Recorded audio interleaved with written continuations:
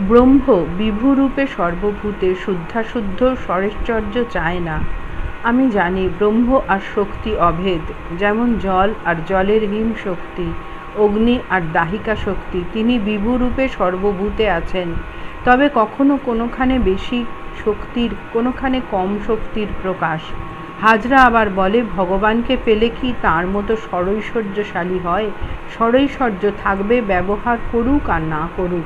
Master, ষড়ৈশ্বর্য হাতে থাকা চাই। সকলের হাস্য। শ্রীরামকৃষ্ণ, হাতে থাকা চাই। কি হীন বুদ্ধি! যে ঐশ্বর্য কখনো ভোগ করে নাই, সে ঐশ্বর্য করে অধৈর্য হয়। সে শুদ্ধা ভক্ত, সে কখনো ঐশ্বর্য প্রার্থনা করে না।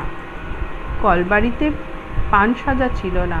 ঠাকুর বলিতেছেন, পানটা আনিয়ে লও। ঠাকুর বাহ্যে চাইবেন। মহেন্দ্র গাড়ু করিয়া জল আনাইলেন ও নিজে গাড়ু হাতে করিলেন।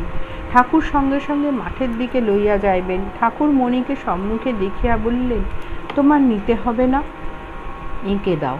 মণি গাড়ু লইয়া ঠাকুরের সহিত কলবাড়ির ভিতরে মাঠের মধ্যে গেলেন। ঠাকুর মুখ ধোয়ার পর বলিলেন, তামাক সেজে দেওয়া হইল। মাস্টারকে বলিতেছেন, সন্ধ্যা কি হয়েছে? তাহলে এবার তামাকটা খাই না। সন্ধ্যা হলে সর্বকর্ম ছেড়ে হরিস্মরণ করব। এই বলিয়া ঠাকুর হাতের লোম দেখিতেছেন গণা যায় কিনা। লোম যদি গণা না যায়, তাহা হইলে সন্ধ্যা হইয়াছে। জয় ঠাকুর।